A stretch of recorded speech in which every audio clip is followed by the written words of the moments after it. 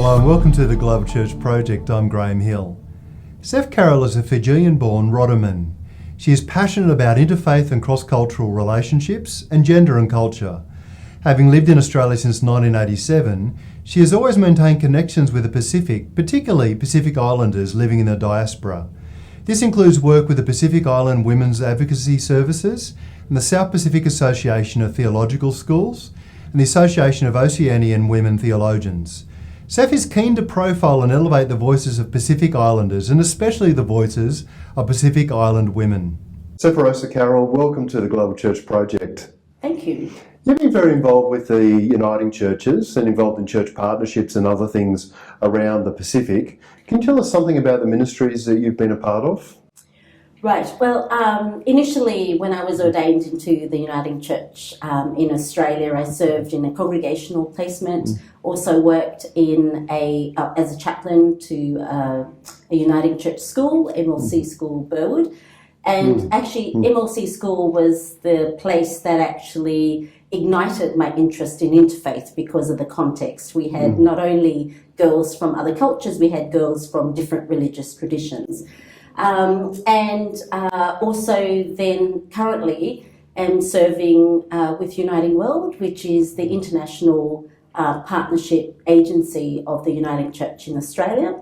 And in that role, I manage our Uniting Church partnerships within the Pacific. Prior to that, I was the chair of our National Assembly working group on relations with other faiths. And in between all of that, I also do part-time lecturing, or casual lecturing, I should say, at our Theological College in North Parramatta in cross-cultural and interfaith subjects. How do you do all that? I don't know. I think you just kind of do, and I think if it's a passion that drives you and that they all connect in some way, you just find time. Does it mean you travel a lot around the Pacific in that role? In my current role, yes. So yes, a lot of travel in the Pacific because we have 13 partner churches in 12 countries. So, Fiji, Tonga, Tuvalu, Kiribati, Solomons, Vanuatu, PNG, and Niue, Samoa, Cook Islands, and I think Nauru, and New Caledonia. Although some partnerships are more active and engaging than other church partners. And you've been very involved in national dialogues between Christians, Jews and Muslims. Well, what type of activities have you been a part of?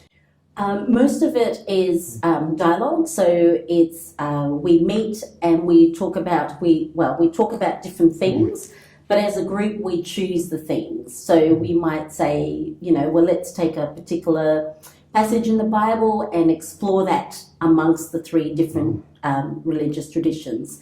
One time, this was before my time, the topic of the Trinity came up, so that became a source of dialogue and discussion in terms of what that means for Christians to actually have a triune God, and how that sits alongside a Jewish understanding and also a Muslim understanding of, the one God of monotheism.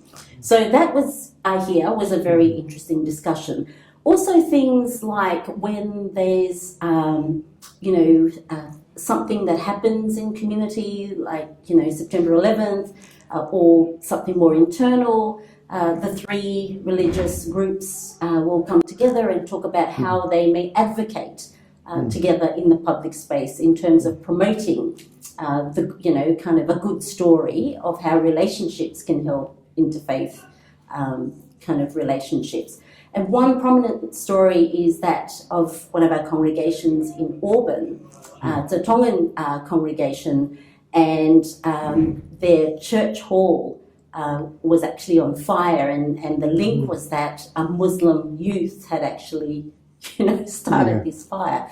And so there was a kind of a lot of antagonism. But what they did was the two groups came together and walked the length of Auburn as a sign of solidarity and saying as well, we stand together irrespective of the kind of conflict that arises through misunderstanding and such like. Yeah, there's a lot of tension that sort of goes around the interfaith relations and around culture as well. What do you think are some of the ways that Christians can get better at engaging with people of other faiths? One is, I always say to my class, just get out there and do it. Underlying it, a lot of the hesitancy and the barrier, I think, is fear and not knowing. So one of the practical things I will say to my students is, when you know, on the first day, you say, at the end of the day, go into your community and actually see what's there. And it's very interesting because in all my classes, I always have one student coming back and saying, and this was a student from Turramurra who came back and said, I've lived in Turramurra for X amount of years and never realised that there's a Gurdwara in my neighbourhood. So it's creating a kind of like awareness of what's there. The other is to learn and read. Once you know the kind of community your neighbourhood is, the makeup of that community, learn about those, you know, religious traditions. The other is connecting. You know, you often find that a Gurdwara will have a connecting point. So it's finding who that focal point or person is in that community and actually having a casual talk. You know, it doesn't have to be a formal dialogue straight away. So it's getting to know each other as an everyday conversation. I mean, get to know your neighbour, that sort of thing. Yeah. So my thing is always just go and do, and don't think too much about it, because when you think too much about it, you begin to think, I don't know what to say, but it's all part of learning. And then you find that the religious other is equally wanting to learn more about you, you know.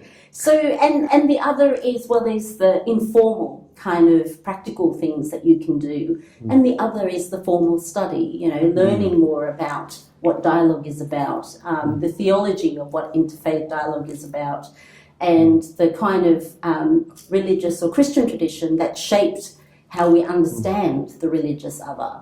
So those are the different ways I think that we can get better at this. I also want to ask you about some of your work with women theologians across Oceania. Yeah. Can you tell us some of the activities you've been a part of?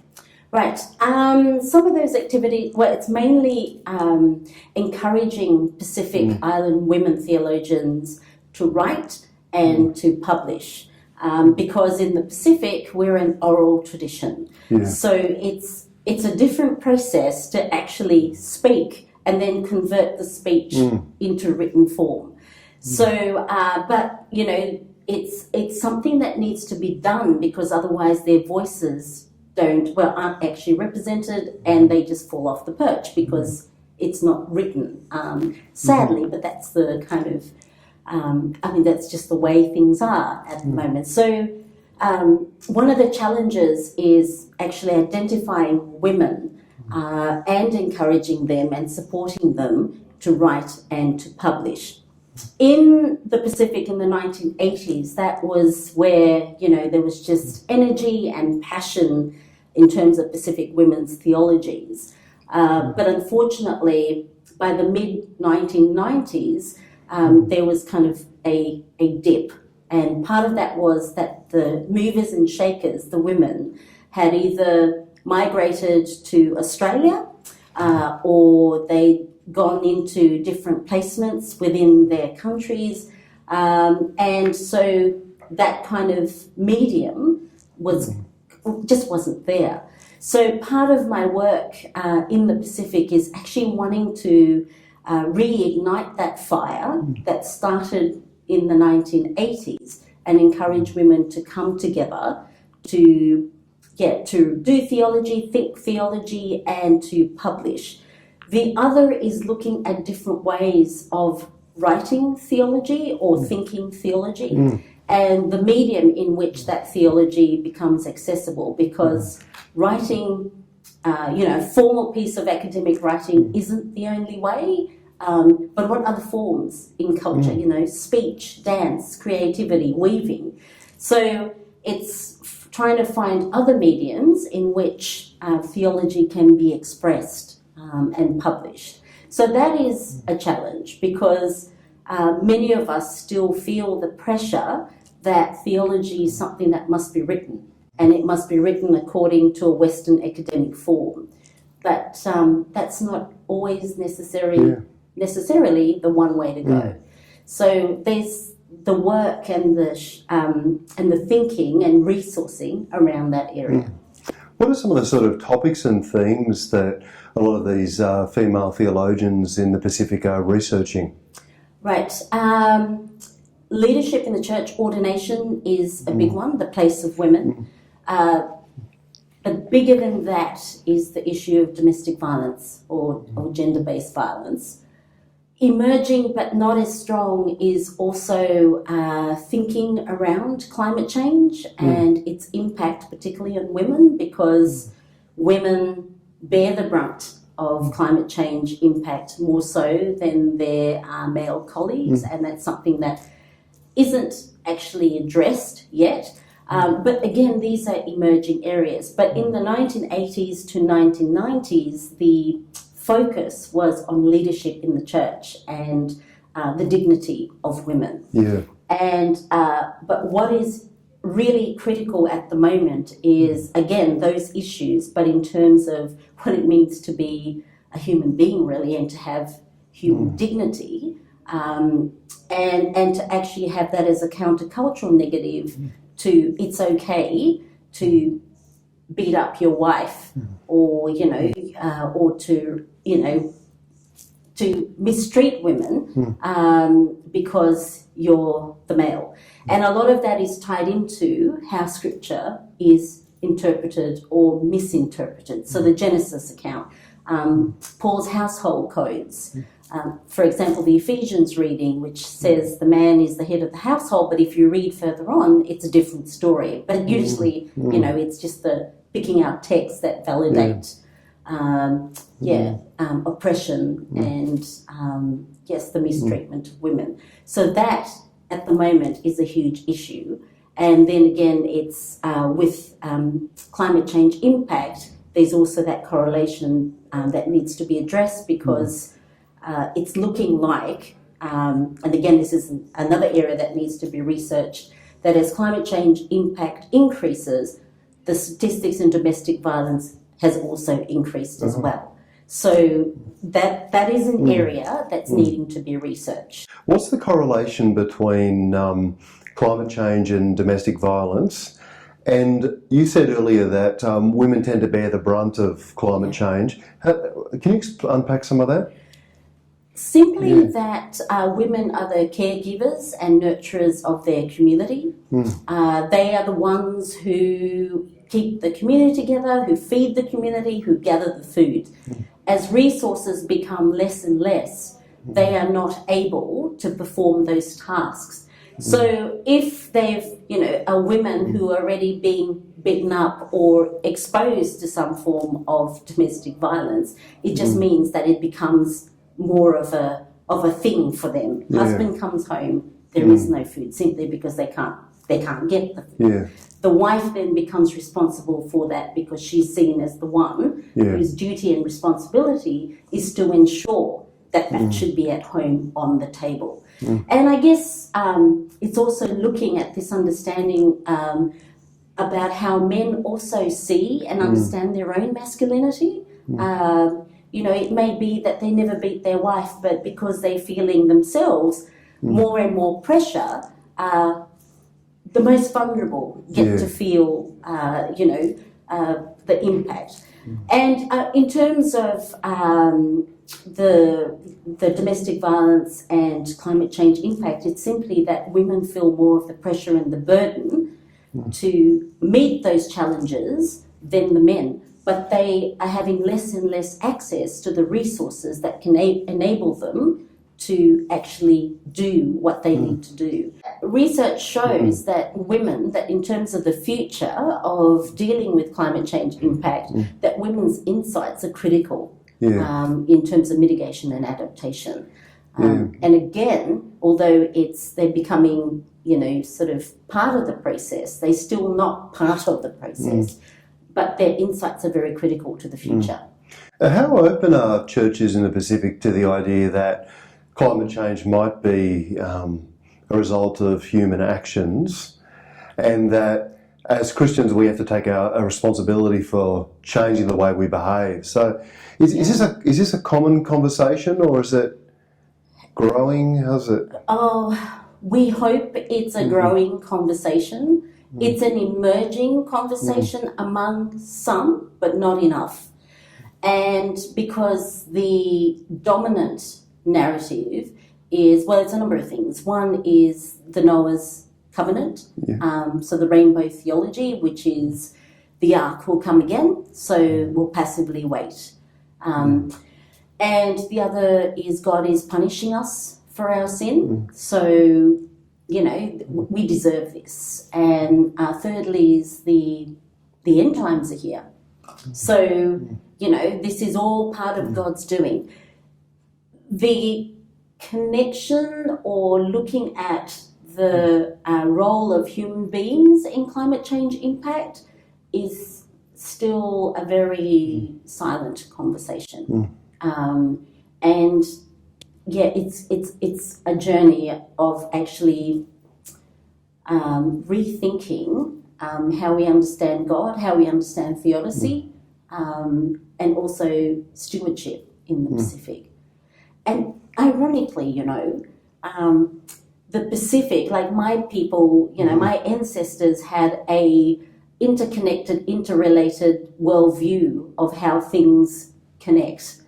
Human beings weren't separate to the creation. They learned to read the stars. They were voyagers, you know, so they learnt the seasons of, you know, of the turtles and the fish, and they knew when to fish and when not to, you know, use up all turtle meat, and et cetera, et cetera. But with colonisation and Christian mission, with the received legacy of that, came the dualism that separated human beings from creation. And my thesis, underlying thesis, is that the very thing or epistemologies that they need to help them engage with the reality of climate change now is the very thing that we've been taught to treat with suspicion. How do we bring that together? So, and this is hundreds and hundreds of years of embedded theology, and the journey of unlearning some of that is going to be long term, but we don't have time. I mean, that you know, that's the urgency for me.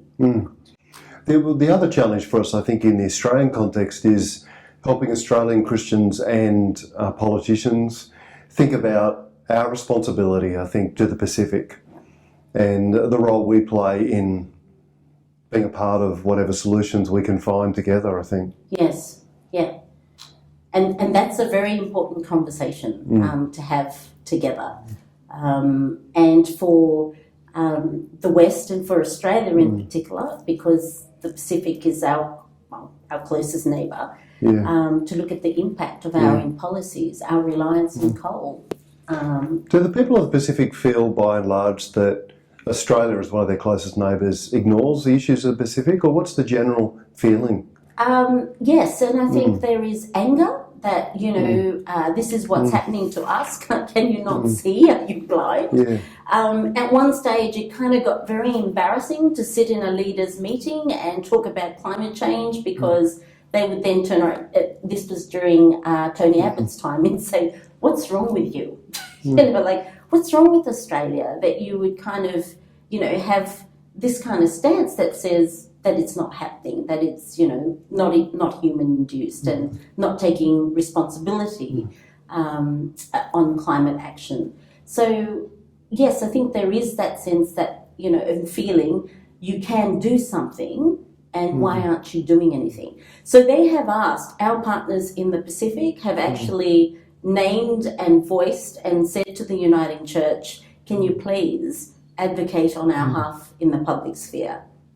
You know, amplify our voices and our experiences, because we can't do that. You're there. So in that sense, the church in Australia needs to continue to grow its prophetic role and to actually use that in the public space. It feels like the Uniting Church has been leading the way on these connections. Yeah. Certainly as a Baptist, it looks to me like the Uniting Church is really leading the way. Yeah. Yeah, we understand that, and we know that the church has a critical role to play in the public space. But we still, I think, among our congregations, it's still an ongoing journey. Because for many, even though we are a progressive church, but many of our members still, they'll say, yes, climate change is happening, but no, it's not human-induced. So there's a recognition that it is happening, but there's no recognition that we're part of this problem. So that's a challenge that we face in the church still. Where do you see signs of hope and life as you travel around the Pacific and you see what's going on in the churches? What encourages you the most? For me, it's just their resilience and their faith that despite whatever is happening, there is this belief that God is still there and somehow things can be better. Now, is that a kind of a false hope, or is that a faith that enables them to, deal with whatever comes at a particular time? So that for me has been a witness. What do you enjoy most in your job? Meeting the people and learning new things. Yeah. And I think, and it's their stories teach me. So I come back to Australia and say, okay, I've not looked at a particular thing in this way, but their insight continues to kind of challenge me, but also in terms of my own work on home, to actually keep that question alive of, what is home? What does it mean? And for me personally, actually taking what I think home is and seeing how it works in the Pacific. Not necessarily in saying let's do a Bible study on home or something like that, but just actually to take a concept and see whether or not it works in terms of theology meeting the practice on the ground. So, for example, I have always been an advocate of relocation and resettlement, and I've always thought, well, we've been voyagers. We've done this before. You just pack your home in your back and move. But going to Tuvalu has really challenged me because it's not as simple as that. We're asking people to leave behind ancestors and connection to land and to move to a place where, they can't look back and say, well, that's the homeland, like refugees and migrants can. Those fleeing from climate change impact, there is no home to go back to. So, the challenge in that for me in saying is, well, home is wherever you make it, is very real. Yeah. Well, just yesterday in one of the sessions, somebody suggested that we move from something ambitious like reimagining God to something that's not so ambitious like reimagining home. Yeah. But it struck me when the person said that home is a very profound concept. Yeah. And reimagining home is not something that's sort of lightweight compared to imagining God. It's a huge issue for people and for our sense of identity and place. Yes. Yeah. And to reimagine home is to actually hit at the core of who we are and the narratives that shape who we are, theological, socially, philosophical, cultural. And that, I believe, is more challenging than reimagining God because it ties back into how we understand God anyway. And for many, that can be a very uncomfortable place to be because you're challenging everything that makes a person a person. So, yes, I would want to say that reimagining home is much more challenging than reimagining God. And when you think about a lot of the kind of cultural, ethnic and religious conflicts that go on, quite a lot of that might be dealt with as people begin to reimagine home. Yes. Because home and identity is very deeply connected. Yes. A lot of conflict and a lot of difficulties emerge out of that particular space. Yes. Yeah. Yeah. Because they're all interconnected, interrelated. Yeah. I mean, even as Australians, I think about the way in which we've responded to refugees and asylum seekers, and I think, well, maybe actually we need to reimagine home. Yes. What does it mean for us to live in this place and to be of this place, and for the people who are coming as well? Yeah.